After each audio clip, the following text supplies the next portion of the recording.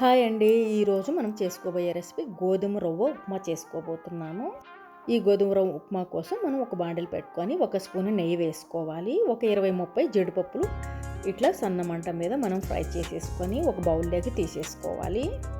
ఇప్పుడు అదే బౌల్లో మనం ఒక కప్పు రవ్వ తీసుకుంటున్నాము. ఒక కప్పు రవ్వకు మనకు నెయ్యి సరిపోకపోతే కనుక ఇంకా కొంచెం కూడా యాడ్ చేసుకోవచ్చు. నెయ్యి కొంచెము తినే వాళ్ళైతే సన్న మంట మీద ఇట్లా మనం ఫ్రై చేసేసుకొని పక్కన పెట్టుకొని మళ్ళీ అదే బాండిల్ పెట్టుకోవాలి. ఇప్పుడు ఒక స్పూన్ మనం నెయ్యి వేసుకున్నాము. ఇది కొంచెం పెద్ద స్పూన్ అండి. ఒక స్పూన్ వచ్చి మనం నూనె వేసుకున్నాము. సన్ఫ్లవర్ ఆయిల్ అని మన ఇష్టం అది. ఇప్పుడు కొద్దిగా పోపు దినుసులు కూడా యాడ్ చేసుకోవాలి. ఇట్లా సన్నగా స్లైసెస్గా కట్ చేసుకున్న ఆనియన్స్ వేసుకోవాలి. ఒక 2 ఆనియన్స్ అయితే వేసుకుంటే బాగుంటుంది.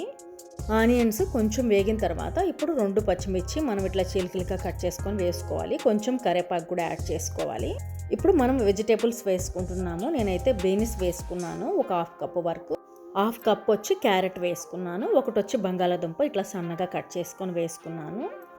ఒక స్పూను మనం రాళ్ళ ఉప్పు వేసుకున్నాము. ఇప్పుడు 1 కప్పు రవ్వకి మనం 2 కప్పులు వాటర్ కూడా ఇట్లా మనం మరిగించి వేసుకున్నాము. వెజిటేబుల్స్ అంతా మనం అన్నీ పచ్చివే వేసాం కాబట్టి కొద్దిసేపు మనకు ఉడకనివ్వాలి. ఉడికిన తర్వాత ఇప్పుడు మనం ఏదైతే మనం రవ్వ వేయించి పెట్టుకున్నామో అది కొంచెం కొంచెం వేసుకుంటూ బాగా మిక్స్ చేసుకోవాలి.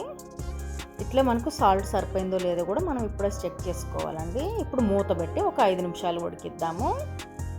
ఒక్కసారి మనం మూత తీసి చూసి మనకు కొంచెం నెయ్యి అయితే వేసుకుందామండి. టేస్ట్ అయితే చాలా బాగుంటుంది.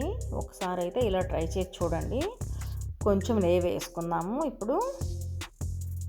ఇప్పుడు కొంచెం జీడిపప్పు మనం వేయించి పెట్టుకున్నాం కదా, అది కూడా వేసేసుకొని కలిపేసుకొని ఒక 2 మినిట్స్ మళ్ళీ మనం మూత పెట్టి ఉంచుదామండి. ఇట్లా మగ్గిన తర్వాత మనకు బాగా పొడి పొడిలాడుతూ వస్తుంది. ఈ రెసిపీ కనుక నచ్చినట్లయితే లైక్ చేయండి, షేర్ చేయండి, సబ్స్క్రైబ్ చేయండి, బెల్ ఐకాన్ క్లిక్ చేయండి, ఫ్రెండ్స్కు షేర్ చేయండి.